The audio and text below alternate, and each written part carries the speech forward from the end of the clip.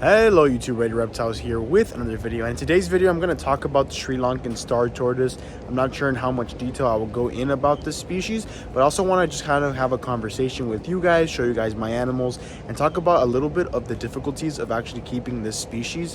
While it is easier than its counterparts like the Indian and the Burmese star, I have found it a little bit more difficult than some of the animals that I've actually raised up, like the radiateds, the aldabras. It might just be my own overthinking and kind of perfectionist, aspect to it, but I want to come on here and give a conversation about that. So right now we are soaking them, and I'll go ahead and talk about that. So with that being said, hope you guys enjoyed today's video, and let's get started. All right, guys, so right here we got all three of my Sri Lankan Star Tortoises, and what I'm doing right now is I am soaking them. So before we go ahead and get into detail, I want to just show you guys each individual animal. So in order of the arrival to Red Reptiles, this is my first one. It is my highest white animal.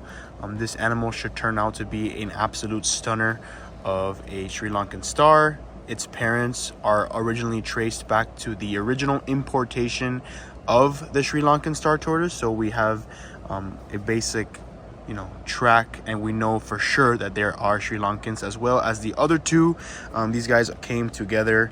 You guys know I did a scales expo, and these are from a friend of mine that I was vending some of his animals with, and I went ahead and picked up two as well. So these guys should turn out absolutely beautiful as well. This one right here is a little bit more yellow, higher dome. This one is just a very nice species and animal as well. If you look, the thicker the banding, the more white the animal should turn out as an adult. So obviously in comparison to this one, these guys are a little bit lower on the white slash yellow side, but this guy will turn out awesome. So like I said, all of these animals were traced back to the original importation of the star tortoises when they came legally into the country. And then these two smaller animals right there, they're a little bit younger by a month to this one, and they are actually sex tempt to be female. So at 88 degrees they were incubated, so they have a higher chance of becoming female or being female essentially. So that's a little cool kind of fact. And right now, yeah, like I said, we're soaking them. So you guys know I'm soaking these animals, and it's something that I've done various amount of times on my channel, and I try to do daily for all the young baby tortoises that I'm raising up.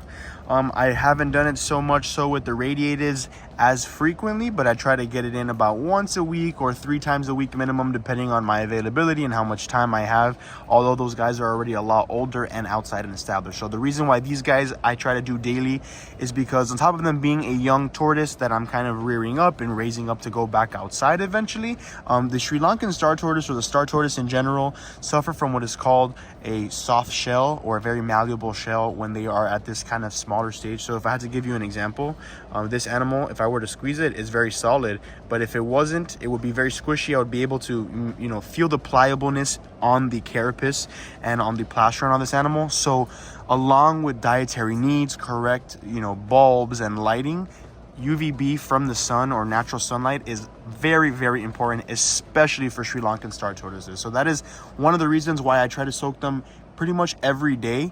I'll alternate it if I can't, opposite to the days that I give them calcium. So they will get calcium every other day. So in between that, they'll also be getting soaked, and they can hydrate themselves, which they do take the opportunity to do so and drink. One of the things that I also do is I spray down or mist down their habitat as many times as I see them a day. So once in the morning, then again a little bit later in the day before I go to bed, and sprinkle it in here and there as I see these animals. And of course, one of the main factors and reasons why I guess I have more nerve when raising these animals is because of that kind of pliable shell. I've had friends of mine who have been doing this for a lot longer than I have, lose a few baby animals just because these guys, do suffer from that pliableness as babies. So far, I haven't had that issue. There's some that are a little bit younger, so they still have kind of that small shell, but nobody's pliable and everybody's doing good. I just sometimes second guess myself, even though I know what I'm doing. You just have that kind of in the back of your mind. You want to avoid that.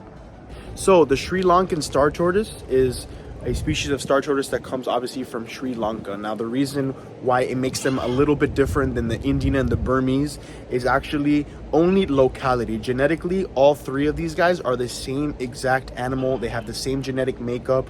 The thing is that Sri Lankans coming from Sri Lanka specifically are a lot smaller in size. So right here, I'll include a picture of a Sri Lankan Star Tortoise, and it is the parents of some of these babies. And then over here on this side, I'll include like a Burmese or an Indian star, so you guys can kind of see the size difference and variation.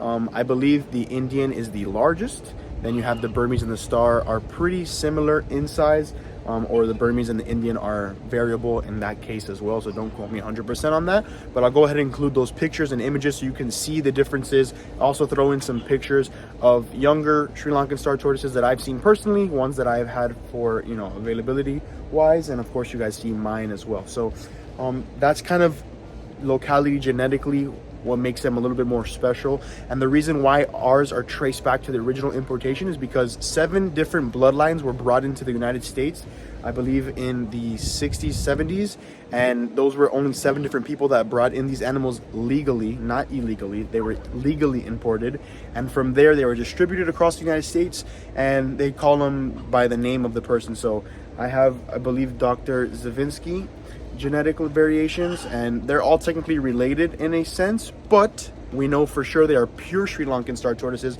and not a hybridization between a Burmese or an Indian or Indian crossed Sri Lankan, because that does happen and people will try to sell you animals that are Sri Lankan but they're basically hybridized or they are of the other localities.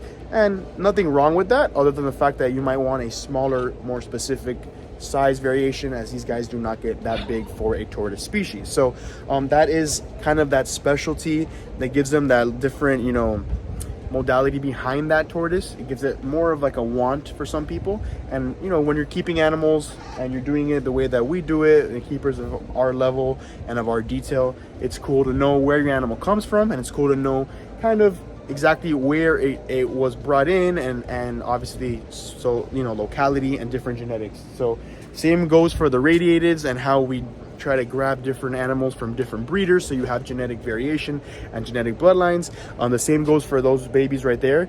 They are all unrelated in the sense that they have different parents. So eventually when you do breed them, for example, if I have 3 females, I'll get 1 male, and it'll be a different male Sri Lankan, and then we can go ahead and pair them up like that.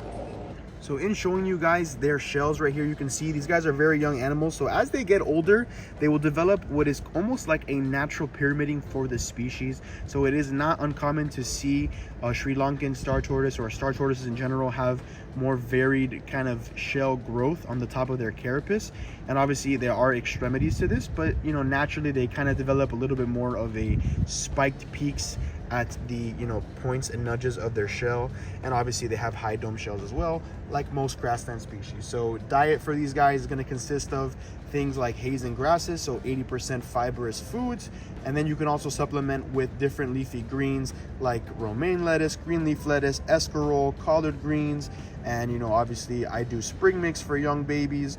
I do a Puntia cactus a lot with this species because here in Florida, the ones that are grown in naturally carry more calcium. So it's a great source of kind of supplement to make sure these guys are getting enough calcium, which I will talk about in the next clip as a very important component to their diet. So we can do hibiscus, you can do mustard greens, you can do escarole, you can do mulberry, hibiscus, you know, different things that you can naturally grow that these tortoises will eat. Same goes for like the aldabras, sulcatas, radiateds, galapagoses, other grassland species like that. So kind of wanted to show you guys a closer look, detailed kind of picture of these guys while they're soaking. They're very cute, very colorful, and very active when they are being soaked. All right, so these guys just finished soaking up and we are back inside the reptile room, and this is their basic habitat that I have right now. It is a cement mixing tub. You guys have seen me and tons of other keepers keep tortoises in this kind of simplistic setup, and to be honest, it works the best, especially for little baby hatchlings of this number and quantity. You want to keep it kind of simple and just make sure that all their needs are met. So we have a basking bulb and a UVB. I have an 100-watt zoom ed basking bulb and a 10.0 UVB that goes for even the bearded dragons, even some of my snakes, and any other tortoise that I've raised up like this in the indoor-outdoor kind of setting. When I used to raise up the smaller radiateds, I had them inside. I'd bring out the entire tub, outside daily, have it covered, and obviously they were being monitored. But for these guys, it is recommended by the friends of mine that I've got these from to keep them indoors for about a year, just to give them some more size. They will grow pretty quick at this age. So these guys, I believe this was born August, September. These guys are also September babies, and we're already in November, and this guy's obviously a little bit bigger because he's older, but these guys hatch out about this size. So I'd say in a few more months, they'd be a good enough size to put them outdoors, obviously in a nice secure habitat, and make sure that these guys are obviously, you know, getting ample UVB. Now, a reason why we're keeping them kind of in a more sterile setting at this young age is because Sri Lankan star tortoises and star tortoises in general do suffer from upper respiratory infections more commonly than other species of tortoise. Not excluding those tortoises, but these guys have a more, you know, higher chance, higher risk of getting it because of the high humidity here in Florida. Now, these guys specifically are all South Florida born and raised, as well as their parents. So we're already limiting that factor very, very much. Like, it's lowering that chance of upper respiratory infection significantly, and therefore makes these guys a little bit hardier, especially as a Sri Lankan, you know, locality. You also want to keep that into account, where you're purchasing your animals from and where exactly these animals are being raised, where the parents raised. We do not support wild-caught production of these. We do not support anything that has to do with an illegal importation. We want to make sure that we are tracking these animals down correctly and providing, you know, the proper documentation and purchasing power to captive breeders in captive settings, also within state lines. These guys are critically endangered species, so we are obviously providing conservation in other forms, as you know, like assurance colonies like this eventually when these guys raise up. So besides that, here is their habitat. Simple hide. Under the hide, I have some bark, which I'll go ahead and spray down. Low, shallow water dish that I fill up every day. Today, they ate some butter lettuce with a little bit of calcium. And as you can see, they did not nibble so much on it, just kind of here and there. This is a very large leaf, and they obviously are not going to finish it. But I try to provide a little bit more food than the usual because I want to make sure these animals are eating. But if we do look to the cactus, excuse me, sorry, they did nibble on the kind of outer portions of it. This was from yesterday where they didn't have calcium on it, but I went ahead and dusted it today. You can see that they have gone through it. So that's kind of one of their favorites. These guys are more used to that than this one, but they all have that kind of diet. So the bottom of the bedding is cypress mulch. As you can see, if I peel back a little bit, it's kind of humid on the bottom. They do burrow themselves in. And I'll go ahead and spray them down with my spray bottle. You guys have seen me do it before, as I've highlighted these guys and talked a little bit about them in other videos. So I want to talk to you guys a little bit about the calcium and my calcium schedule for these guys. I do calcium every other day. That is very important for young Sri Lankan star tortoises and most tortoises in general, but they can have a little bit more of a limited quantity of the calcium. These guys, I'm trying to up it as much for that first year of life to really make sure that they have healthy bone structure. We prevent things like metabolic bone disease, excessive pyramiding, even though these guys may get that natural slight pyramiding like I mentioned before. And we also want to kind of avoid completely that pliable shell. So a combination of calcium, cactus, and UVB from the sunlight plus UVB from their bulb all together should fix these guys, and we're going to raise them properly. Even though, like I explained in the intro clip, I do have a little bit more of a helicopter parent kind of attitude with these guys specifically, even less than the radiateds, even though I kind of value those as well very highly. I just wanted to really make sure and implement that proper kind of care for these guys because my mentors are telling me this, so I'm taking that to face value and really applying everything that they have told me. So to start off with calcium, I have a deli cup here that I go ahead and shave this Zoomed tortoise block. This one here is infused with cactus and different haze. So I'll go ahead and use a cheese grater, shred it into that cup, and I'll dust it lightly over the food. I don't want to over kind of put calcium because they're not going to eat so much of the lettuce, but I kind of make sure the edges have it. So like that, when they take a few bites, they are ingesting that calcium and they're getting it in their system. I'll also mix it with Fluker's Repti Calcium. You can do it with D3 or without D3. I say it doesn't really make that much of a difference. There's different studies on it, but everyone does their research and makes their own conclusions. That's just what I've done. I just kind of combine everything, and then you wish for the best because you're giving them a well-rounded diet. So Fluker's and Zoomed is something that I kind of mix together. And then another kind of supplement that you can do, and I haven't tried it with these guys, but I've done it with other tortoises, is this is Cuddle Bone, and the Sumed advertises it as Turtle Bone, but literally it works for birds and anything that needs calcium that will kind of, you know, nibble on their own. So if I place this in the habitat, over time, once in a while, they may go ahead and start nipping at the edges, and it's a great way to kind of provide an enrichment as well, but also kind of like a supplementary thing to the normal usual calciums that we are providing. So that is calcium for these guys. Like I said, it's a little bit more extreme because I want to avoid those things that I mentioned previously.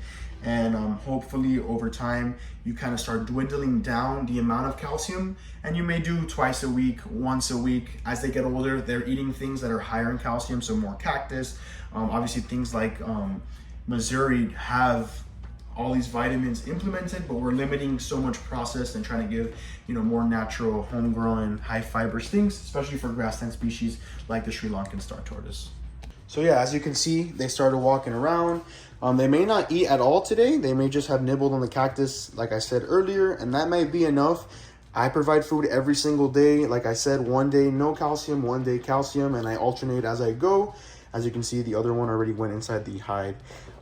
So I'll go ahead and spray them down probably later, and maybe one more time before I go to bed, and then they'll do nice and good through here. And we're just making sure that these guys are obviously alive and well, and like I said, I try soaking them every day. Another very important thing is to make sure that UVB bulb is viable, which I'll go ahead and show you. I already have some backups and spares here. I'll change it out about every 3 months because even though it emits light, it is not emitting the nutrients that is necessary. So UVB, UVA rays, like I've stressed previously multiple times in different videos, it's very important for little tortoises, especially the ones that are not outside fully yet and they are growing. Obviously like these star tortoises, like the radiateds, the Aldabras in the past. So I wanted to give you guys a little bit of a comparison to another kind of very variegated pattern tortoise, and that is the radiateds. You guys have seen these multiple times on my channel. One of my staple species that I keep here at Ready Reptiles. As you can see, these guys are a little bit dirty, but they have those radiated margins and, you know, different kind of star-like patterns.